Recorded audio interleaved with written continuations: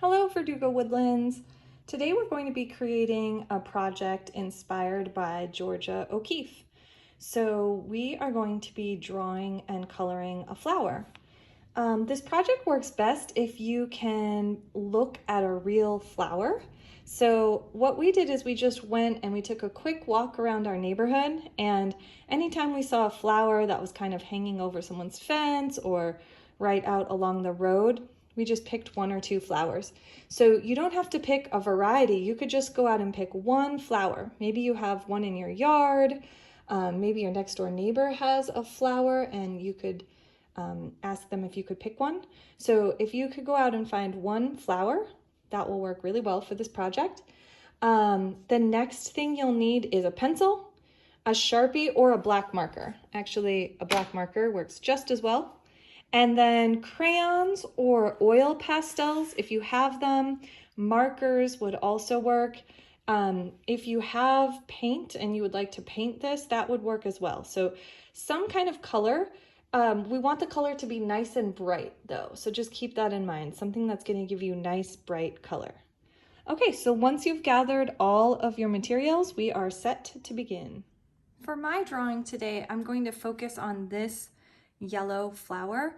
I chose it because I like how the leaves kind of have this sort of serrated pattern on the edges, and also I don't know, I just like how the petals look. So I'm going to choose this flower to draw today. And before we get started, I need to talk to you guys about three concepts that relate to Georgia's art. The first one is vantage point, and that means how is the artist looking at the object that they're drawing? And there's a few different ways I could look at a flower, right? I could look at it from this vantage point where I'm seeing it kind of from the side, kind of at a distance. I could look at it from this vantage point where I'm, also at a distance looking down at it a little bit. I could look at it from the vantage point of like maybe it's in a vase, and so I'm kind of seeing, a vase of flowers like this. So you can imagine and we've seen a lot of this type of flower, I think, where we might see, like a nice little vase, and then I would see my flower. I'll just make a really quick little sketch, but we've seen a drawing like that before, right? Where we see the side of the vase and then the flowers. There might be a few more flowers in there. But Georgia O'Keeffe always made her art from a very unique vantage point. And that was the vantage point of being very, what I would call zoomed in on the subject, right? So she's looking down at her flowers and she's really close to them. We're seeing all sorts of detail that we wouldn't see if we were back here and we just see the side of the vase and the flowers in the distance, right? For Georgia O'Keeffe, our vantage point is looking down at the flower, and we're really looking at all the details of the flower. So number one, our vantage point is going to be looking down and looking very closely at the flower. The second thing we need to think about is scale. So in art, scale means the size that you draw something in relationship to the paper. So for example, if I were to draw this flower kind of like what we would call 1-to-1 scale, meaning I could draw this flower to be basically the exact same size that the flower is in real life, right? So I could say, okay, this is a drawing of this flower and they are the same size, right? So in relation to this piece of paper, this flower is about the same size as it would be in real life. Another way I could draw scale is I could maybe choose to make my flower, a little bit bigger. So like I'm drawing this a little bit larger just so people can see it better, right? So I'm increasing the scale. But what Georgia O'Keeffe is really well known for is that her scale of her flowers, so the size of the flower in relationship to the page, is very large. She drew her flowers so large that they take up, not only do they take up the entire page, but they fill every single ounce of the page, and they even go off the page. A lot of times we don't even see the edges of every single leaf. I'm going to put a few of these little edges that I like on this flower. We don't even see the edges because the flower is so large, it goes off the page. So we're drawing this from the vantage point of looking down and looking very closely at the flower. And we're using a large scale to draw this flower. So we're drawing this flower almost as if it's a giant flower, because in real life, if you can imagine, in real life, this flower would be bigger than my hand. So that's a very large flower. So we want to give the impression that these are large flowers and that we can see all of the little details of the flowers. So that is how we're going to be drawing the flowers. So you're going to start with your pencil.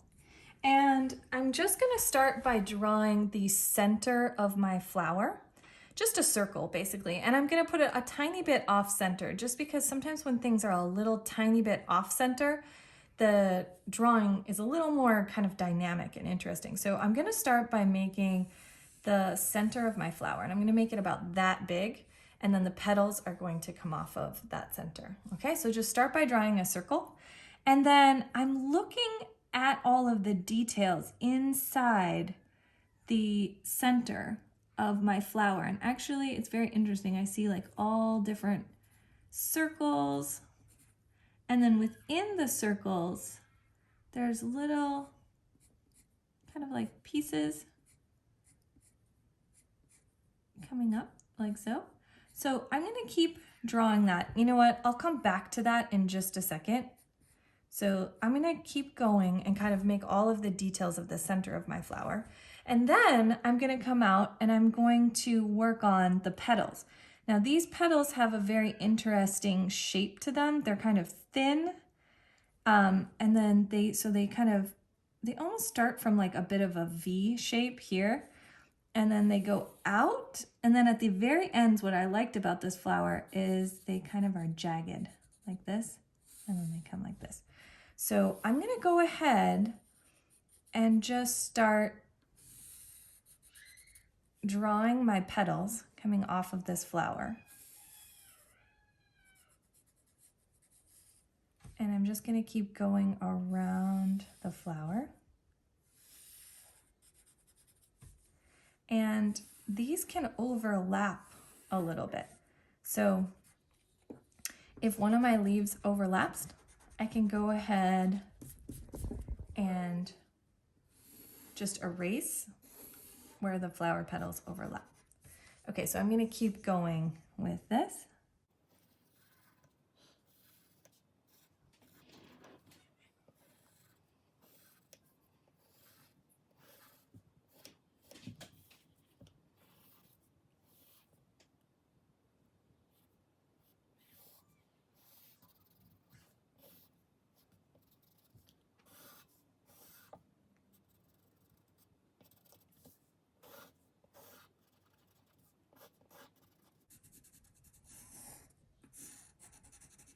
It's okay if you don't fill the entire background with petals, but try to make sure that your petals are touching all four sides. So I'm going to make a few more petals over here that sort of extend out. So I'm going to make one touch on this side.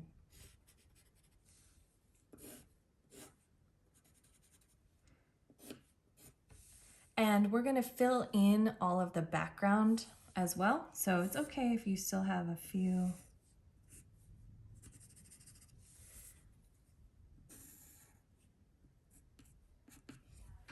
Okay. Hi, now that I've drawn out my flower using pencil, I'm now going to go back over my pencil lines with either a Sharpie or a black marker. And if there's something that I don't like about this drawing, I can also kind of edit as I go. So I'm just going to go over the lines that I like, and I'm going to kind of fix things as I go, and then I can just erase the pencil lines when I'm done. So now I'm going to go over everything with Sharpie.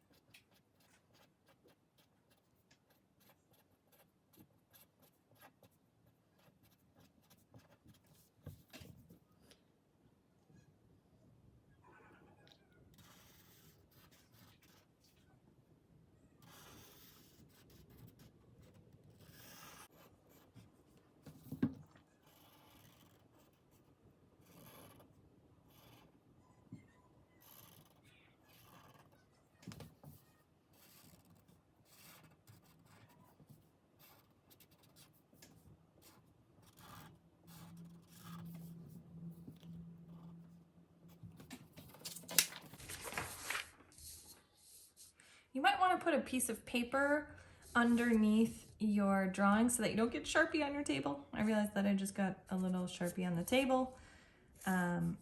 Just put a piece of paper underneath so that you can get all the way to the edges without worrying about getting marker on the table. Now I'm just going to take my pencil and I'm just going to erase any of the pencil lines that I didn't use. Okay, so now we are ready for the next step, which is color. So I'm gonna start with crayons, and then I'm actually gonna also show you a little bit of oil pastel, just so you can see how this might work. And I do wanna say, if you want to stick to the exact color of your flower, that is great. It might be helpful because you can actually see some of the variation. Like I noticed in the very center of the flower, it's kind of more gold, and there's an outline that's kind of brown around the outside, and then the petals are yellow. But let's say your favorite color is purple and you would really like to draw a purple flower, you are more than welcome to change up the color of your flower if you'd like.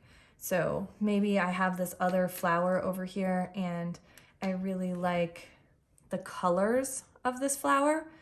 I can color this flower another color if I want to. So I guess I'm just gonna stick to the yellow of this just to kind of, so I can follow exactly what this looks like. So again, it's got a very, I don't have that many different colors of yellow, but you know what? I'm gonna pull all of the yellows that I have. So I have this, there's a little bit of brown in there, and there's also a little bit of orange in the middle. I wish I had some gold, but I don't. So we'll stick with that. So I'm gonna pull these colors. Okay. So I'm gonna start actually here.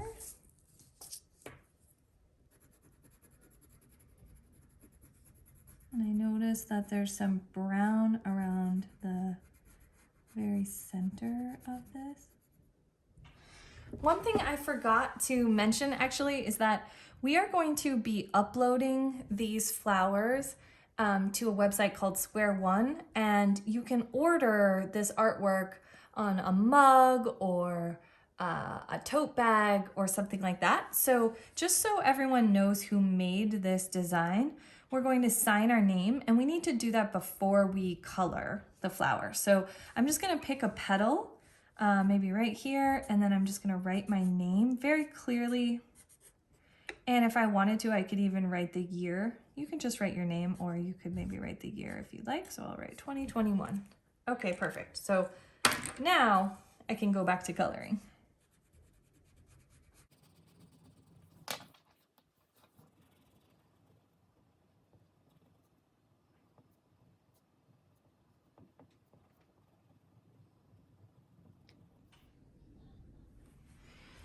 So I noticed if I look very carefully at the leaves, it's not just one single color of yellow. It's kind of like a little bit lighter on the edges and then darker in the middle. So I actually had to go looking for two other types of crayon. These are just the same kind of, it's like a crayon stick, twistables. All of my crayons were just like this very light yellow. It wasn't quite the same sort of gold tone. So I found these two colors. One's more of an orangey and one's more of a gold. So I'm just gonna go around and do the lighter color on the outside and the darker color in the middle. And that's just gonna give it a little bit more sort of like realistic detail. I'll just make it a little bit more vibrant when I'm done. So I'm gonna go around and start coloring. Wish me luck.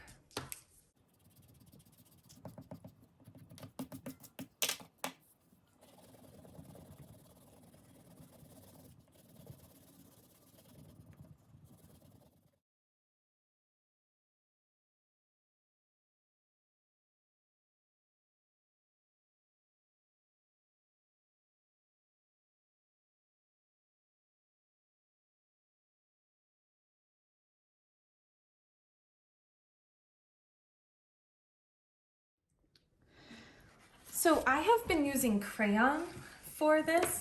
And again, I was using 3 colors of crayon, kind of a gold, a light orange, and a brown. And then I was just sort of layering them. Like I would put the brown on the sort of underneath petals because those look darker when you look at them. On the top, it looks lighter, and then these petals under here look darker. So I colored in a little light brown and then put yellow over the top. And I just tried to press really hard so that the color will be as vibrant as possible. I want to also show you how to use oil pastels in case you have them or you'd like to try them. The effect will be a little bit different than it was with crayon. It might be a little bit more vibrant. So I'm going to do the same sort of thing where I'm giving it a darker outline on the petal. And I actually don't have as many colors of oil pastel as I would like, but I'm just going to show you working with what I have. Can't really tell if this is another color of yellow or not. So the same sort of thing, I'm layering 2 different colors on this petal. But then the really cool thing is you can take just a piece of paper towel and kind of put it on your finger. And the fun thing about oil pastels is that they blend a bit more than crayon. So I can take this and just kind of keep working on this and sort of blend the colors together. Because they're a little bit more oily, I can get sort of a different effect using the oil pastels. So what I would suggest is if you're using oil pastels, you can use, like a few different shades. Like let's say I was doing a pink flower. I could start coloring a petal like with maybe orange and maybe a few different shades of pink. And then experiment with blending the colors together. So you can take a little paper towel and you can see that as I kind of go over this with paper towel, the colors blend. It can kind of almost look like watercolor in a way, but it will give your flower a really nice effect if you have these. I did put a link to them in the lesson on the blog. So you can kind of see, like if I had a pink flower, I could kind of blend out its petals a little bit.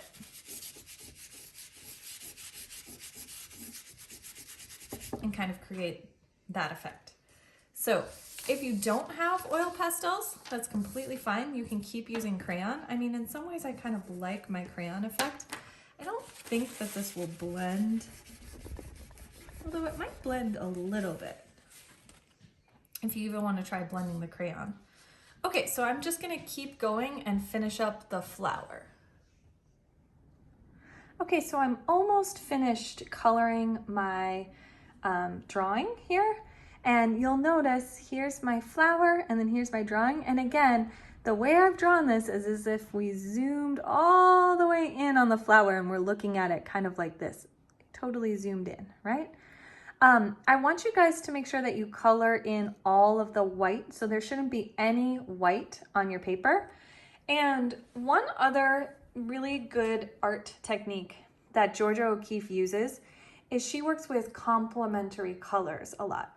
And complementary colors are actually opposite each other on the color wheel. So if I wanted to find the complementary colors of this kind of yellow gold, I would go to the color wheel and I can see that directly across from yellow, kind of orange, is purple, kind of like a purple and then like a reddish shade of purple. So I'm actually going to use those 2 complementary colors of purple to color in the background. And complementary colors are very useful because they help the 2 colors kind of pop, and they make the colors look brighter and sort of more distinct when you pair them together. It's just a really nice combination of colors when the colors are complementary. You might even want to try dressing in complementary colors, like If you're going to be wearing purple shorts, you could put on a yellow t-shirt, and you can kind of see how that color combination feels. Other complementary colors that you guys might know are red and green. So those are actually, kind of like the colors of Christmas. The two colors together, they're very vibrant next to each other because red is very like warm and it kind of looks like fire, and then green is sort of a cooler color, kind of looks like trees. So the two together are a really good color combination. I'm just using, again, 2 shades of purple just to sort of make the background a little bit more interesting. So I'm just gonna pair the 2 purples together. Let's see, another combination of colors would be blue and orange. Those are complementary colors. A lot of times also complementary colors are going to be a warm color. So in this case, this is a warm gold color. It's almost like the sun is warm or hot. And then purple and blue are cool colors because they're cool like water. You can think of it as watercolors versus fire colors. And when you pair a watercolor with a fire color, you can think of that as also a complementary color pairing. They just look really vibrant next to each other. Okay, so I'm gonna go ahead and just finish coloring in my background and we'll be all done. Okay, so this is the finished drawing. I hope you guys will enjoy making your close-up, zoomed in, large-scale flowers and using a complementary color for the background. See how the dark purple really makes the gold look even more gold? So try using a complementary color in the background. And then when you're finished with your flower, please ask your parents or guardians to upload a photo so they can just use their camera, on their phone, they can use their phone camera or a camera to take a photo of your drawing and then upload it to Square One. And we're sending out instructions on how to do that. And then you'll be able to see your flower on stickers or a mug or a tote bag, something like that. It's a fundraiser just to raise money for Verdugo Woodlands Arts. So thank you again so much.